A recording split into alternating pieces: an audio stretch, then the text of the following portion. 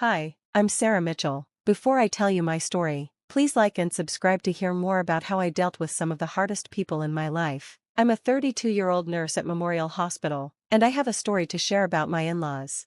It was Christmas Eve, and my husband Michael said, "You're working again? We've talked about this. My family has traditions." I explained, "Michael, we're short-staffed, and someone has to be there for the patients." Michael replied, "Mom's already planning dinner and ordered special dishes from Europe." I knew this meant my mother-in-law, Barbara Turner, who always wanted everything to be perfect and expensive. I tried to suggest, maybe we can do Christmas Day instead, but Michael said, "That's not how it works in our family." Honestly, I felt like an outsider in their family, even after 5 years of marriage. Things weren't always this way. When we first met at a hospital fundraiser, Michael was sweet and supportive of my career. But now, when we went to their Sunday dinner, his mom, Barbara, was rude. She said, "That scrub color makes you look tired. Have you thought about a career change?" I smiled awkwardly and said, "I love my job." Meanwhile, my father-in-law Richard laughed behind his whiskey glass. Then my sister-in-law Jessica said, "Not everyone can be as successful as me in the family business." I didn't buy it. Success comes easy when your dad hands you a high position right out of college. Later, I called my best friend Rachel, who also works with me in the ICU. I told her, "You won't believe what Barbara said this time." Rachel guessed, "Another comment about your job?" I nodded, "Yes, Michael has changed. He's starting to act just like them." I was feeling down. My dad's cancer was getting worse, and I was waiting for his test results. "How's he doing?" Rachel asked. "He's doing well, cracking jokes even from his hospital bed, but it's hard," I said. My dad had been teaching high school English for 25 years, and now he spends his days in and out of chemo. I told Rachel, I tried to talk to Michael about the new treatment options, but he was too busy planning his parents' anniversary party for 500 guests. Meanwhile, my mother-in-law questioned why I needed to visit my dad so often. And yesterday, Michael said I should cut back on hospital visits because it was affecting our social plans. He didn't care about my dad, it was all about their schedule. I had to miss another charity gala to take care of my dying father. The doorbell rang, and it was another delivery of Barbara's party supplies, which I'd have to organize. "Got to go, Rachel. Time to deal with Barbara's latest purchases." Apparently, regular napkin rings aren't good enough for the Turners. Rachel encouraged me, "Stay strong, girl, and remember you're worth more than their fake, designer world." Then, I got a call, "Your father's condition has worsened. You should come now." The doctor's words hit me hard. I was in the middle of getting ready for another required Turner family dinner when I got the news. I texted the family group chat, "I can't make it tonight. My father's condition has worsened."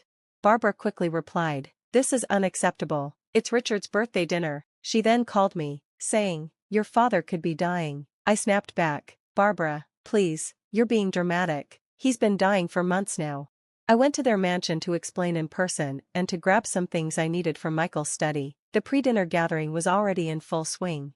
Barbara said, "Well, look who decided to grace us with her presence."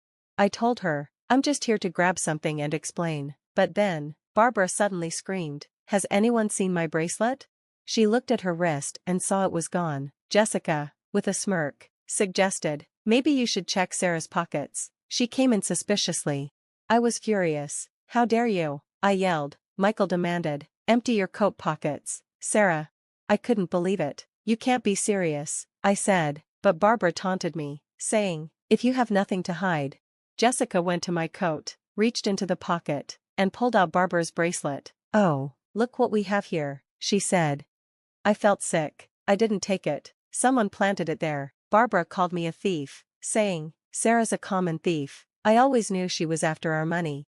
I tried to explain, "Michael, you know I would never do that." But Michael coldly responded, "Save it, Sarah, we all saw you skulking around earlier." I couldn't believe what was happening. "Skulking?" I said. "I came to tell you about my dying father." In a panic, I ran to Michael's study. His phone was on his desk and still unlocked. A text from Jessica caught my eye. "Did you plant it like we discussed? Dad's birthday dinner will be perfect to expose her for what she is." My hands were shaking.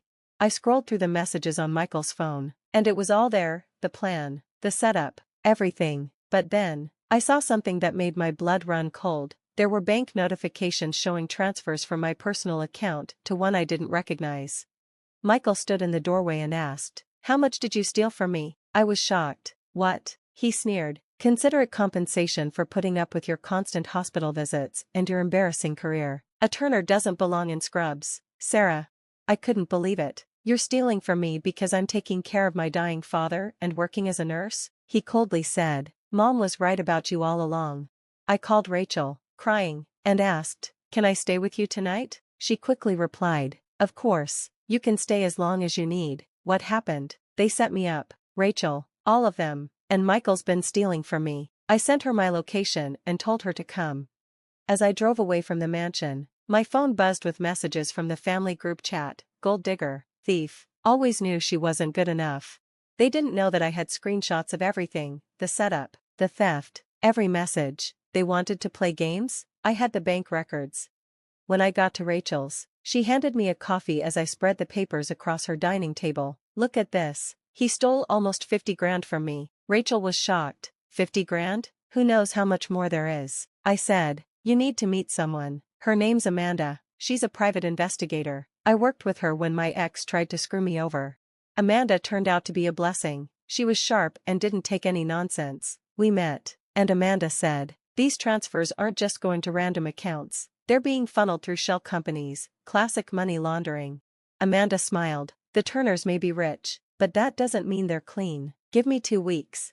2 weeks later, everything changed. Amanda had dug deep. "Your mother-in-law did the same thing to Richard's first wife. She accused her of stealing jewelry and turned the whole family against her."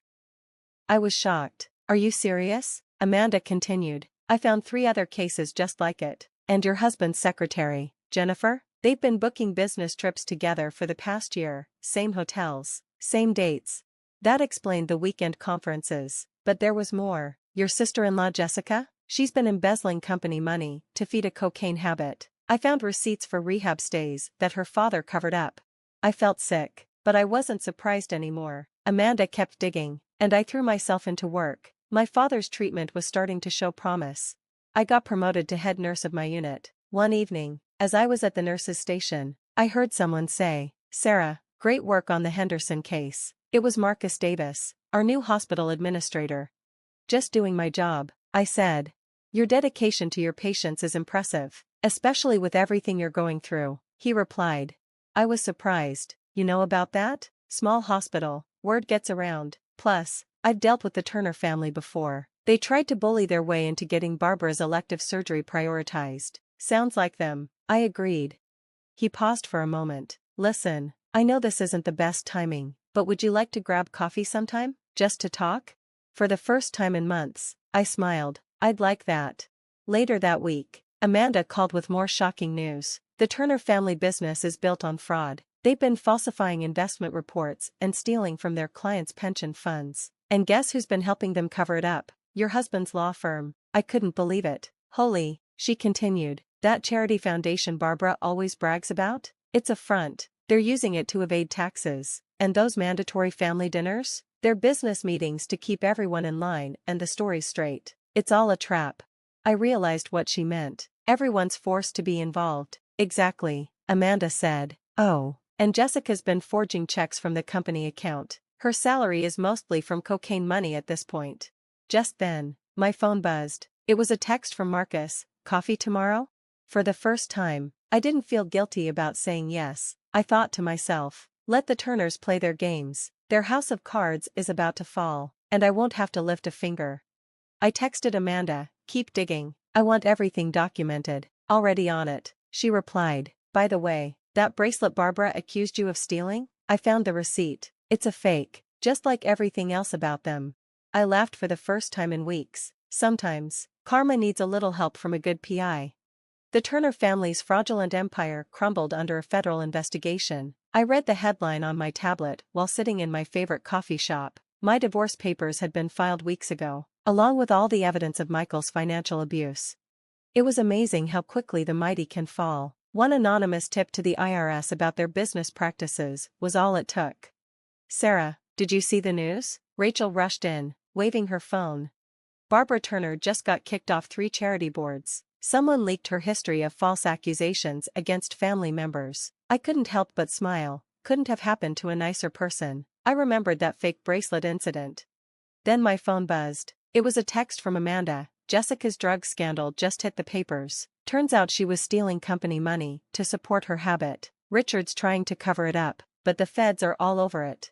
I added, don't forget about Michael. He's facing serious charges: money laundering, fraud, embezzlement, and stealing from his wife's personal accounts. Marcus called me. Your ex-husband's law firm partner, Michael Turner, is getting disbarred. I replied, that's probably the least of his concerns right now. I was busy with my new position as head nurse, but I didn't mind. Unlike the Turners, I had built my success honestly. Later that day, I visited my dad. He was looking better, his treatment was working wonders. He was strong enough to enjoy watching the Turner family's empire fall apart. Richard Turner's been arrested, my dad said. The whole family's going down. I smiled. Dad, Jessica's in rehab. Michael's been disbarred. Barbara's a social pariah now.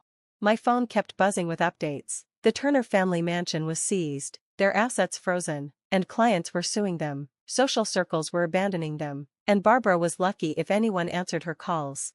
They tried to destroy me, Dad. They called me a thief, ruined my reputation, and stole from me. Look at me now, successful, respected, happy, while they're facing jail time. My dad smiled. The best revenge is living well, right? That. And having a daughter smart enough to document everything and know when to let karma take its course, I replied.